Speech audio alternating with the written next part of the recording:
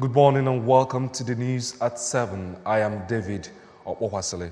The headlines this morning. Anambra State government reassures of investors of conducive business environment. Anambra Police Command debunks online publication on threat of herdsmen along Aguleri Nando Okuzu bypass.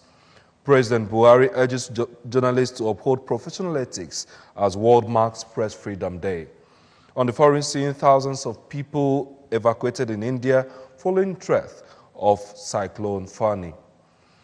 We begin in Oka here, where Governor Willie Obiano has presented certificates of recognition to the traditional rulers of Okuzu in Oi Council area and Nemo in Njiko Council area, Igwe Magzi Oliobi and Igwe Charles Ankweze. Government House correspondent Ejika Abana reports that the traditional rulers-elect were accompanied by members of their communities. The report. Governor Obiano charged them to use their new elevation to institute peace in their communities, reminding them that they are the custodians of culture and tradition, while asking them to carry everyone along, including the elders. Governor Obiano tasked traditional rulers to always monitor happenings in their communities, especially activities of their youths, and remain alive to their responsibilities. We've had issues of cultism. You can't just abandon your responsibility there and hope that governor will come from Oka and help you to solve cultism inside Okuzu. Of course, you do so where laws are infringed upon, but you can do something to thwart it as Igwe.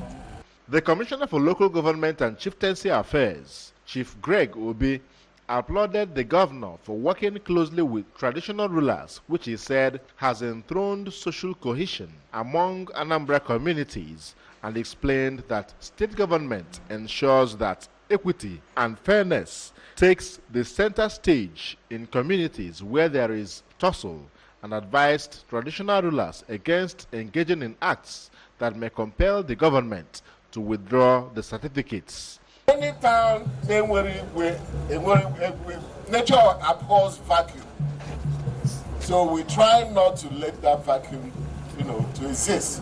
In their separate speeches, the traditional rulers of Nteje and Abagana, Igwe Roland Odebo and Igwe Mbamalu Okeke, respectively reminded the new traditional rulers that their emergence is a call to duty to their respective towns, urging them to help the governor to develop the state. Responding, the new traditional rulers, Igwe Oliobi and Igwe Anikweze, pledged to do their best to uplift their communities. In his remarks, former Dean, Church of Nigeria, Archbishop Maxwell Anekwenwa, who hails from Okuzu, told them that presentation of certificates is a display of trust by their communities and government, and urged them to uphold the trust.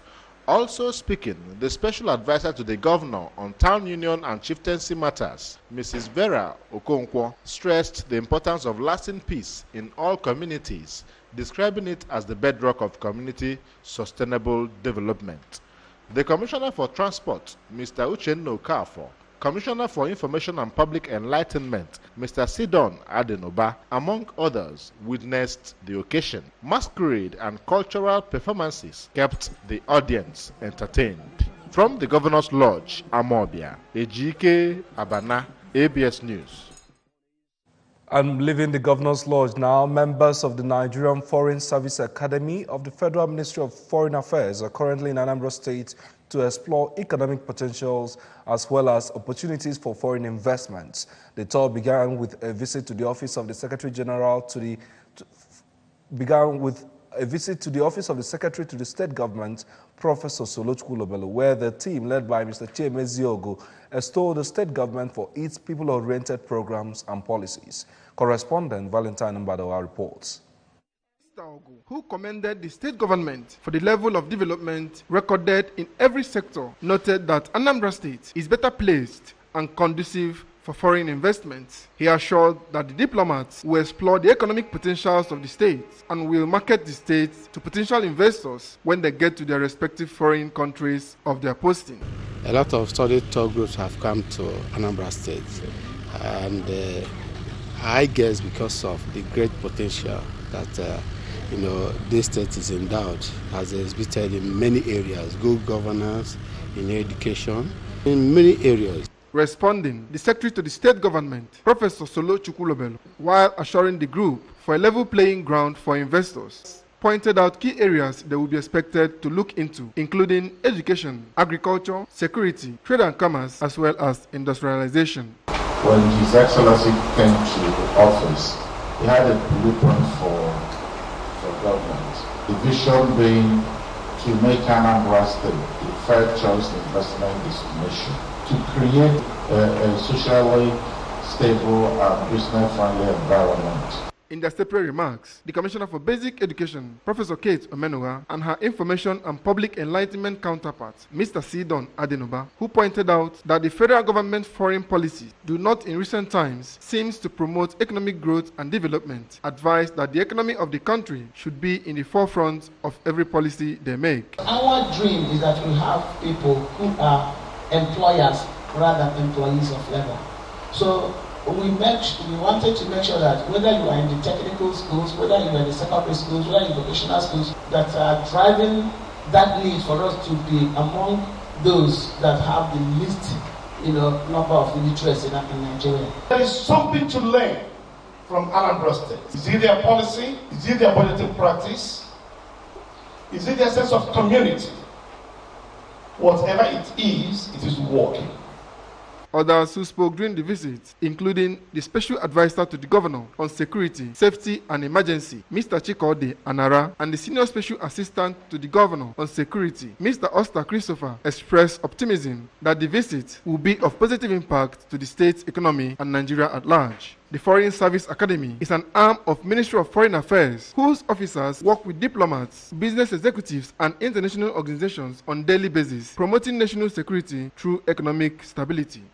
From Government House in Oka, Valentine Mbadoga reporting for ABS News. The Anambra State Police Command has debunked an online publication calling on Anambra to avoid Aguleri, Nando, or Kusu bypass because of threats of Fulani herdsmen. We have details.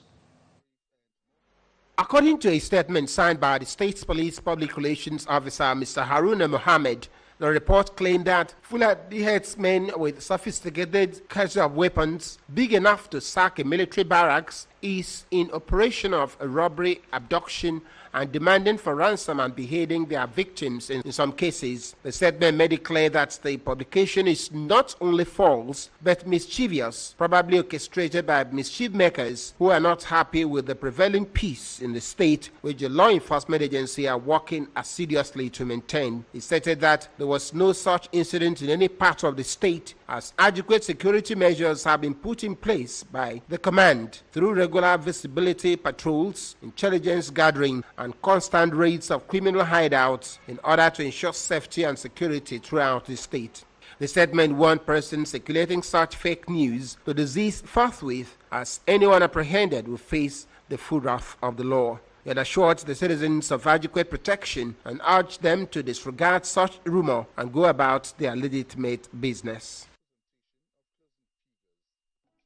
The age-long proverb, "He who the cap fits, let him wear it," was demonstrated as members of the traditional council from the 4 villages of Umuomako in Orimba South Council area rose to the call of tradition to crown a new king. Igwe Dr. Solomon Ebo was coronated the 3rd traditional ruler of Umuomako.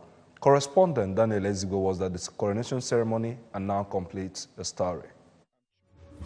The new traditional ruler, Igwe Dr. Ebo, a medical practitioner, comes from Umuoka Ward, Umunambu village of Umuomako, and was elected the traditional ruler on the 30th of December 2017 after an election that saw him emerge with 886 votes to beat 2 other contestants from the same village. According to the custom of the town, the new king is expected to be coronated at Omako, the Obi, and a distinct home that symbolizes the ancestral abode of the Umuomako town. The kingmakers, the Umuada, and the pastor who presided over a prayer session before the coronation prayed for wisdom for the new traditional ruler to take the town to a higher pedestal of peace and progress. Speaking shortly after his enthronement, the new king, whose royal title is Chinechendu, one of Umuomako, said though the achievements of his predecessors speak loud, he remained focused on initiating plans that would place the town on the map of development in Anambra State. Igwe Ebo also applauded Governor Willie Obiano for beaming a light of development in the area,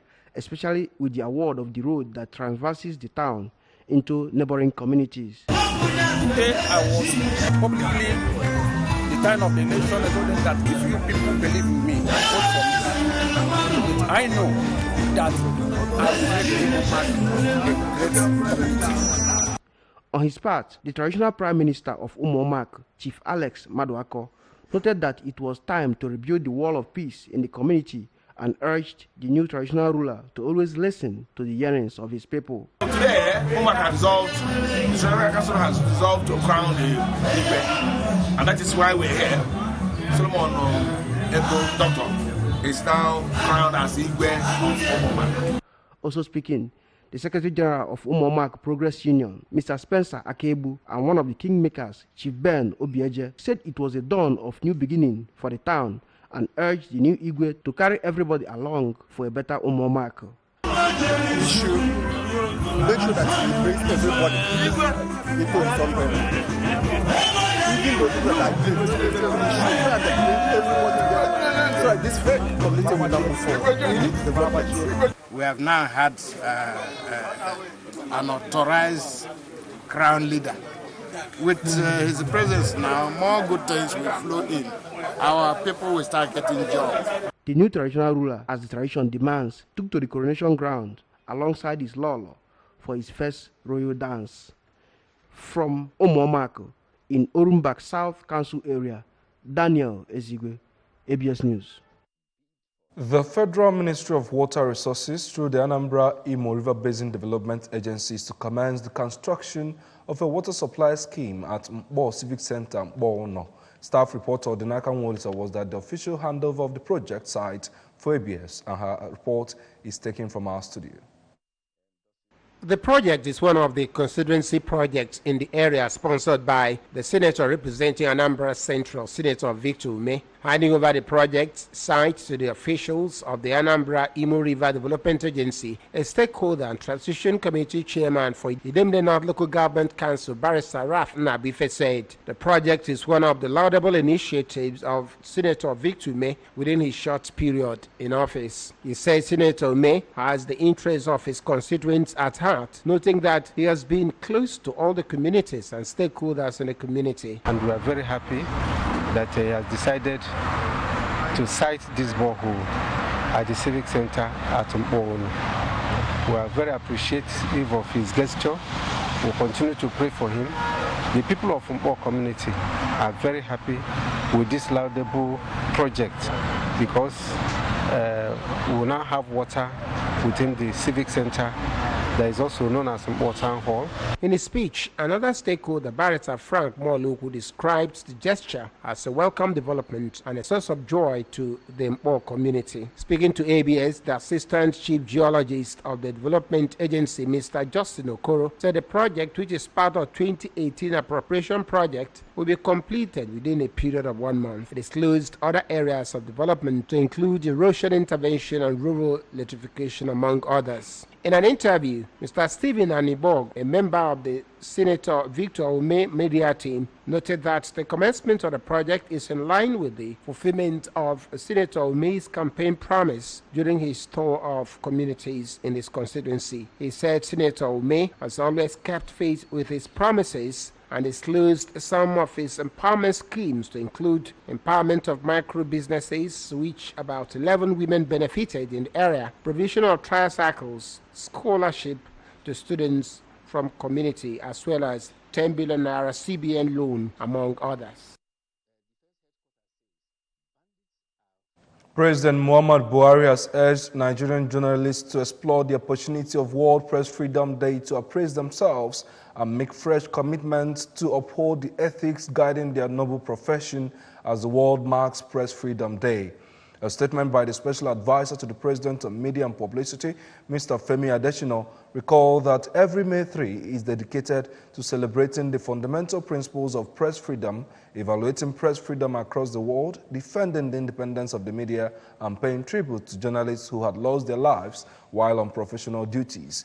According to the statement, the President counseled journalists to observe the ethics of their profession, pointing out that professional misconduct will result in national malaise and emphasized the need for journalists to uphold the principles of fairness, accuracy, objectivity, and ethical rules guiding their profession. Nearly 800,000 people in eastern India have been evacuated from the expected path of a major cyclone, packing winds up to 200 kilometers per hour and torrential rains, officials said. The Indian Weather Service said extremely severe cyclonic storm Fanny was expected to make landfall on this afternoon in Odisha State and barrel northeastwards on a pathway close to the homes of more than 100 million people. A state relief department official told newsmen that 780,000 people were moved to safer places overnight from at least 13 districts of Odisha, home to some 46 million people, which will bear the brunt of weather system. Some 3,000 shelters in schools and government buildings have been set up to accommodate more than 1 million people. More than 100,000 dry food baskets are nearly to be dropped if needed, reports said. And on sports this morning, Aspire FC Adaziani has won the 2019 Anambra FA Cup tournament. Aspire defeated the four-time champions FC Ifeanyi but to lift the trophy. We have details. Saw the youngest club in Anambra State beat FC Ifeanyi in a penalty shootout by 4 goals after playing 1-goal draw in 90 minutes. Aspired FC Adaziani, which was registered in December 2018 and just participated in the first ever tournament, displayed tremendous tactical skills and physical fitness throughout the tournament. The players showed up for every game and demonstrated zeal to win and never lost to any of their opponents. In his reaction shortly after the victory, the founder and president of Aspired FC, Dr. Emeka Okeke, who is also the CEO of Rice Clinic Adaziani, thanked Anambra for the opportunity given to the club that has enabled them showcase their talents as a club, and thanked Dr. Polly Emenike, chairman Nero's Pharmaceuticals and the sponsor of Nero Anambra State FA Cup, for his contribution towards football in the state. Dr. Okeke assured that under his watch, Aspire FC has come to rewrite the history of football in Nigeria and promised to work closely with Anambra State Football Association and other football lovers in the state to promote standards of play and players' welfare, calling on Anambra to give the team necessary support and encouragement to attain greater heights. On his part, an international trained coach, Coach Eze Mike Nwapa, expressed gratitude to God for a wonderful start and promised that the club will witness great transformation in years to come. My job is in God. Whatever thing I do, I'm committed to God and first. Then listen and work hard. Right? Because I know that with God and also with working hard, we achieve whatever thing I do. High points of the match was the presentation of medals to players, an official handover of trophy to Aspired FC Adaziani, and celebration by players.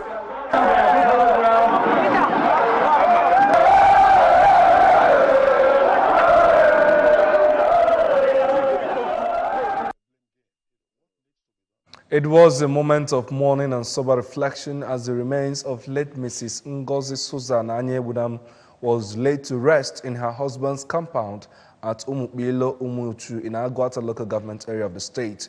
Correspondent Ogochukwu Okeke, who covered the burial service, has the report.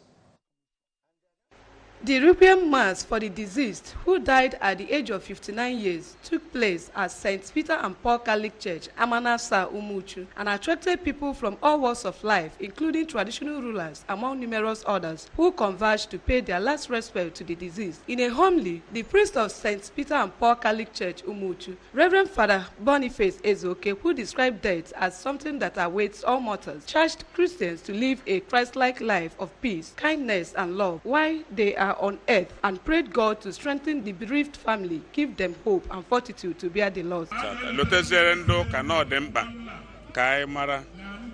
aga nwa de chezo ka onye ọbụla na-ebi ezigbo ndụ mmetụta ndụ nwanne mara nwanne ka anyị nwee ike ife anyị na-ekwupụta n'okwukwe ka ọ na-apụtawanye ihe na ndụ anyị.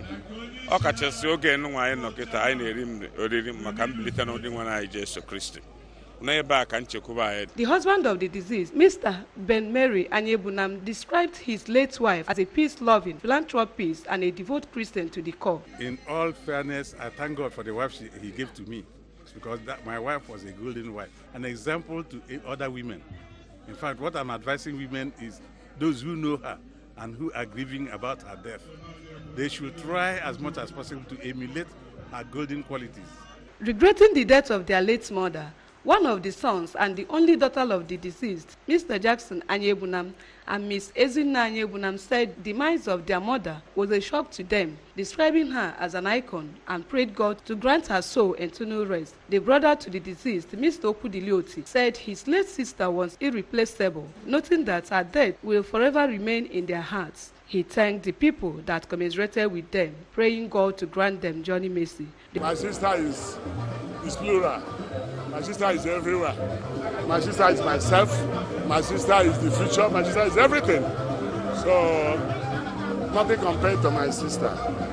She is the best. The Commissioner for Basic Education, Anambra State, Professor Kate Omenua, urged the children of the deceased to follow the footsteps of their late mother and always imbibe the spirit of peace and oneness among themselves, and as well trust in God. A frontline politician and cousin to the deceased, Dr. Godwin Ezemo, said the deceased was very humane, gentle, friendly, and always ready to help others, advising the family to take solace in God. The burial service featured condolence visits by in-laws, friends, and well-wishers, dance by the deceased family, women organizations, and rendition by the choir. From Umuchu, in Agwata local government area, Ogochukwu Okeke reporting for ABS News. Remember that you can follow news and programs on ABS from any part of the world by liking our Facebook page at ABS Radio Television. You can subscribe to our YouTube at youtube.com/ABS Radio TV Online. Follow us on Twitter at ABS Radio TV and on Instagram at ABS Radio TV. You can also log on to our website at www.absradiotv.com. Before we go, here are the main points of the news again. Anambra State government has reassured investors of conducive business environment. Anambra Police Command has debunked online publication on threat of herdsmen along Aguleri, Nando, Okus bypass. President Buhari has urged journalists to uphold professional ethics as World Marks Press Freedom Day. On the foreign scene, we told you that thousands of people have been evacuated in India following threats of Cyclone Fanny. And that is the news this morning. I am David Opopasele. The Good Morning Anambra continues right after now.